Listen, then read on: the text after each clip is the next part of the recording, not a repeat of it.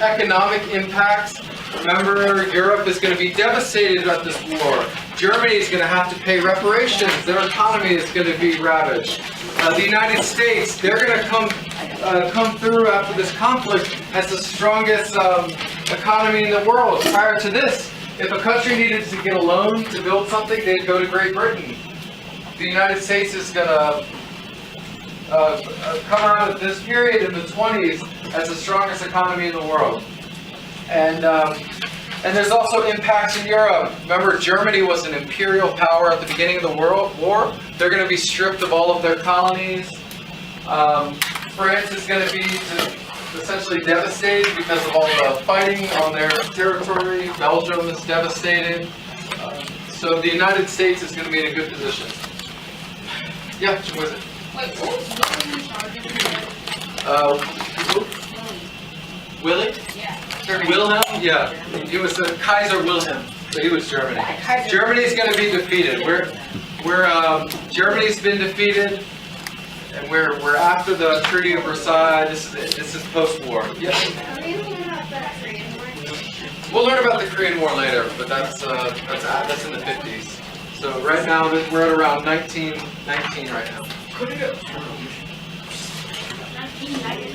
So everyone's got this? World War II is going to be in the late 30s, 40s, so we're not quite there yet. But a lot of the things going on right now are going to lead to World War II. Okay, so the first thing, political impacts. 1917, you have the Bolshevik Revolution. Remember, Bolsheviks, they're communists. So you have the overthrow of Nikki. You have the overthrow of Nikki in Russia.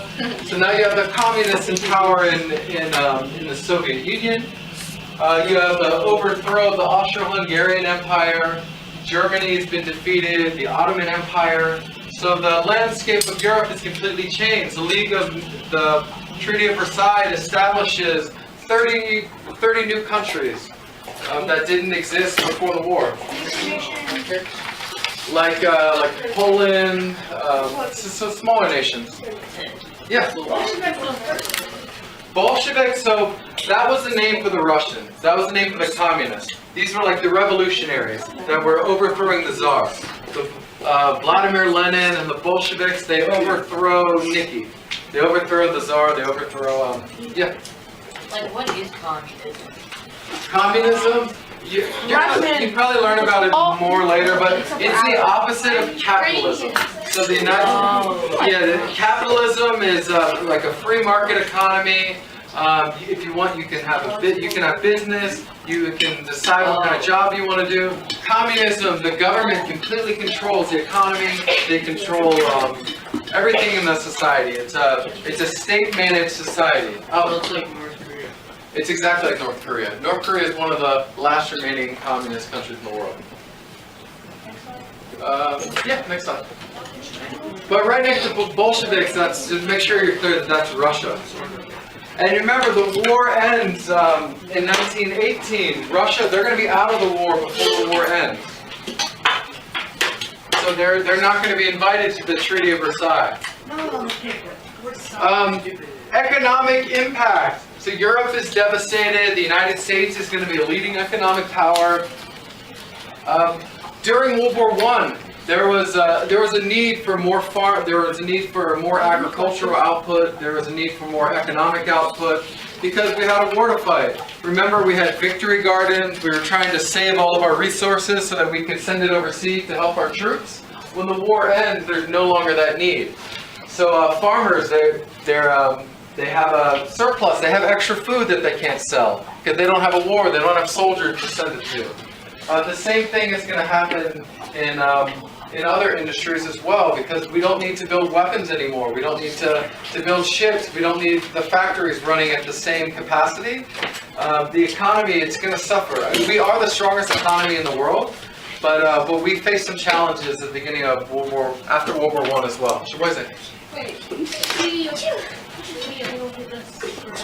Versailles. So that's the treaty that ended World War I. That was the peace treaty. Woodrow Wilson went to Europe with his 14 points, and the Allied power, they signed this peace treaty. They imposed it on Germany. Germany, Russia, Austro-Hungarians, the United States. They did not join the League of Nations, but they weren't invited. Yeah, Versailles is in France, so it's outside of Paris. Just Versailles was not united with the Nations, right? That's so at the part of the Treaty of Versailles is the establishment of the League of Nations. So the League of Nations is created out of the Treaty of Versailles. Also, I have another question. Uh-huh. Since wait, so during the war, I know that European immigrants when they would come over, Hey, they had walls Hannah. involved in them. turn around. So factories, they had less workers. So now are Yeah, so there's going to be that was a really good question. He asked because the war is over, whether they were gaining more workers because they weren't fighting in Europe anymore. There's going to be a labor dilemma because remember you have African Americans moving to the north to take jobs in the Great Migration. You have women taking jobs, and now you have soldiers returning from war that need jobs. And you don't need the same output, so there's going to be a labor crisis. It's going to create a lot of racial tension, a lot of, there's not going to be enough jobs right away. Yeah, next slide. So some of the social impacts, these are like important things that are going on in society. We learned about the suffrage movement. Finally, women, they have the 19th Amendment, they have the right to vote. They've earned a lot of respect in society during the war. They joined the workforce. They're part of the armed forces in World War I. African Americans, they moved to northern cities. This creates racial tension because after the war, so business owners, northern factories, they had sought out the help of African Americans to help work during the war. When the war's over, there's not the need for jobs. So it's gonna create tension between whites and African Americans. It's also going to create labor tension because most unions did not allow African American membership at that time. So it's gonna create racial tension for both reasons. Yeah. You're going to see race riots occur at this time, whites attacking African Americans, and you're going to see lynching occur at this time as well. This is hanging African Americans. This is terrorizing African Americans, especially in northern cities. Next one. So impact in Europe. And notice, I just want you to take all this in, because this is just expanding more on what we talked about in the first slide. Europe loses an entire generation of young men. Over 22 million people have died in this war. It's the deadliest war in history. You don't need to write it all down. I just want you to take it in. So Europe has lost this whole generation of young men. France has been destroyed, all the trench warfare, bombings for 4 years. Great Britain, they're in debt to the United States. They've been taking out loans from the U.S. throughout the entire war. They're no longer the economic power of the world. And Germany, the Versailles Treaty, they have, does anyone remember it was how much money they owed? Do you remember? Or what were you going to say? Oh, wasn't it? I want to say it was like 400 billion or I was something. gonna say, $442 billion. I thought it was 900. Yeah, but it was an astronomical number that destroyed the German economy. So they were, so Germany was a mess. All right, next one. So strikes. After the war, there's this labor crisis. There's not enough jobs to go around. During the war, the labor unions and the government, they were working together because they couldn't allow businesses to shut down. It would hurt the war effort. After the war, that was no longer the case. In Seattle, something occurred that was called the general strike. Basically, the strike started with shipbuilders. They were, during the war, they were responsible for building warships in the port of Seattle. They wanted higher wages and they wanted shorter hours. the bosses wouldn't give it to them, so they decided to go on strike. In solidarity, all of the other unions in the city, they joined them in their strike. So the entire city gets shut down for 5 days. This is the first time this has ever happened. But it's called a general strike. Yeah. It just shut down everything. It'd be like Everything? in DC if the metro workers stopped working, police stopped working. That'd be awesome. We have to go to school. It'd be if restaurants stopped working. Exactly. They were able to shut everything down. Yeah. There's other strikes. The Boston police force goes on strike. Steel strikers. But I don't believe that you can. Did they get what they wanted? So the mayor was able to suppress this strike, so they didn't. But later on, they would continue labor unrest. So this particular strike wasn't that successful, but it just shows where the economy was at that time. People were extremely frustrated, and they would continue fighting for better labor. What is it? Okay. Next slide. So this is from the front page of the Seattle Union Record. It says all unions to go out. This is shutting down the entire city. Next one. Could you go back real quick? No, the newspaper did. Wow.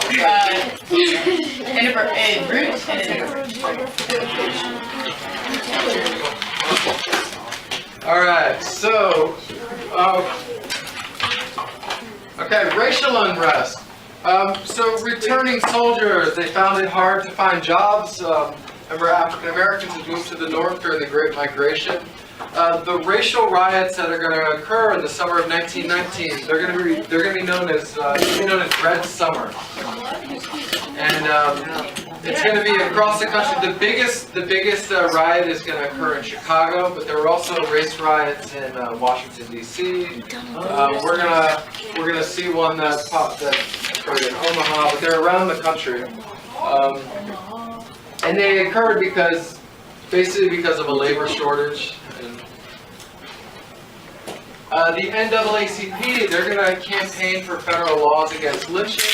They're extremely frustrated because African Americans, they've served bravely in World War I, they fought for freedom around the world, and they come back and they're still being treated like second-class citizens. They're being terrorized in their own cities, and they're not being respected. They're not getting the same rights as the white counterparts living in the same community. So there's a tremendous amount of racial unrest and inequality at this time.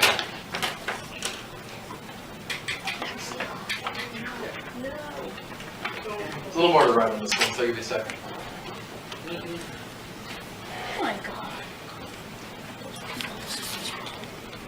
Alright, everyone okay if I move on? No. Okay. Yes. Hey, listen, we don't talk like that in class, please. Yeah. That's a bad word. You can say be quiet, but you don't see each other.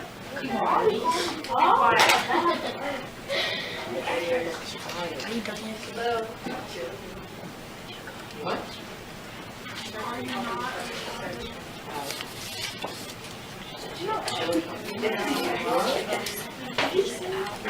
Alvin, do you have a question? Did the U.S. Army pay the veterans after the war? We're gonna talk about that next unit, because it's gonna cause problems. Because we're not gonna pay them. Didn't they do it exactly what we well said. for World War II? But after World War I, the soldiers are going to demand that they get paid what they were promised, because they weren't paid what they were promised to start. Yeah, I heard that like the Filipinos, they were promised that they would be paid like. Yeah. Yeah, it's gonna create a lot of Now they said that some people got it right before they died. Like now they said. Yeah. Were you not done?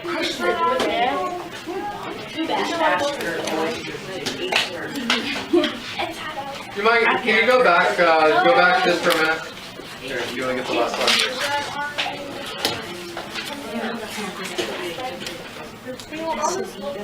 Yeah, this was an issue too. Like with a lot of the labor unions, the government and these factory owners, they made a lot of promises to workers as well during the war. That like after the war was over, we're gonna give you more money, we're gonna increase your wages. And then when the war ended, they didn't follow through on a lot of their promises. So that was another reason for labor issues. I was waiting for Okay, so need all eyes up here. Sorry. It's okay. I don't know why you said. All right, so we only have about two or three more slides. So let me have everyone's attention. So another thing that's going to happen in the United States, it's called the Red Scare. People are terrified of communism. Remember the Bolshevik Revolution of 1917? They equate a lot of these labor unions, labor strikes with communism. They're afraid that they're going to infiltrate the United States, they're going to overthrow the government. The first step when they're going on strikes, they're creating revolution, and it's going to destroy democracy, it's going to destroy America. Josiah. So, does the star and the picture below it represent Red Scare? Yeah, that's like the symbol for the Soviet, that's like the worker symbol, Soviet Union. It's like the Yeah, flag. the hammer and sickle, it's the workers. Oh, I thought that was just. Yeah. Something that So- whacks that. Yes. So this is just depicting, the Soviet Union taking over the United States. There are people Isn't that a that sword? Like the. it's a hammer, so it's No, the crescent. It's a sickle. Yes. Sickle? Yeah. What's a sickle? Oh my. It's for farming. It's like a sickle. If you see, it's a curved thing, and what it symbolizes like the farming in Russia, where you go. Excuse me, I'm explaining to you what it is, and then you're gonna talk over me. And it's like a machete, but like more curved. Isn't that like just like the Oh, that's what it means. Like, but that's what the symbol is. The farmers and workers are power. uniting. Workers uniting. And they were afraid in the United States because the workers uniting, going on strike. This was the first step leading to a communist revolution in the U.S. So people were terrified of this. Yeah.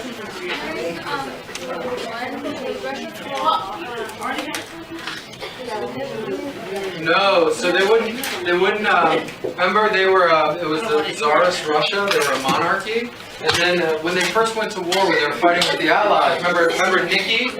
In 1917, they would exit the war because of the Russian Revolution, the Bolsheviks would rise to power, and then they become the Soviet Union, so they'd be communist Russia. Huh? After in the 90s, yeah, after the fall of the, yeah. All right, next one. So people, they were extremely fearful of communism. Remember Eugene Debs, the socialist leader that we learned about, the guy who ran for president? He was arrested. At this time, people remember because of like the Sedition Act. I thought he got out. It'll be at this time, it'll be after the war that he gets out. But people are extremely frustrated that he's been in jail. There's anarchists and communists in the United States that they're setting off bombs in cities throughout the U.S. They're like revolutionaries. One of the bombs that goes off, it goes off inside Washington, D.C. At the home of Attorney General Mitchell Palmer. And across the street from Mitchell Palmer is where Eleanor and FDR lived. So in D.C., it was right across the street. So there were bombings. Huh? No, we're not doing it. I don't know. I think it's kind of near Georgetown. But I'm not sure the actual street. But yeah. So the country was they were terrified. So they just wasted money on people They didn't. It was. I mean, they didn't see it as a waste. They felt that they were protecting the United States. Why can't they like put them in jail for like life? They should have, because the Palmer raids, they're going to be I mean, they're extremely controversial because they start this nationwide manhunt, and there were some anarchists that should have been arrested that were setting off bombs, but they were targeting everyone, even people that were just academics that weren't a threat to the United States. They'd start arresting them. They arrested 6,000 people, and they deport 500 people. Why? Because they're don't Hannah, can you put the stamp away? Okay. I got it. Hannah, bring me the stamp. Bring me the stamp. Ladies and gentlemen. Yes.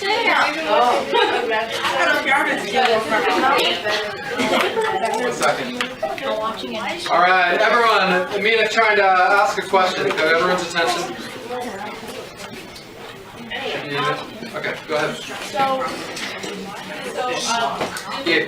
Did you decide to arrest the anarchists? Yeah, they were arresting everyone. Anyone that they feared that had any ties to communism, they were arresting. Yeah, I know that.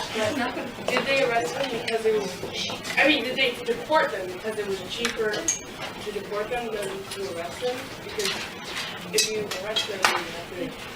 It was Better to arrest them. Yeah, it was cheaper. They wanted them out. They wanted to get rid of anyone. Anyone they saw as being foreign, anyone they saw as being a threat. Yes, up. Can't they just go back? Well, a lot of them were Yes, American give me that now. citizens. They lived in the U.S. They Why were, would you touch them? someone like they could be intellectuals. If they had any tie to communism, all you had to do with your neighbor is say, "Oh, I think that guy is a communist." You could just be a labor leader. You could just be somebody, wanting more rights for unions. But they could accuse you as being a communist and deport you. So this picture here, you have Uncle Sam. He's on the shore. It says it's more blessed to give than to receive. And here there are 249 Reds to Russia. So this is just showing the United States turning their back on these people. They're kicking them out. Who's the kid? Who's the teddy? I'm not sure it's Teddy Bear. Teddy Roosevelt. Probably Teddy. You're smart. So,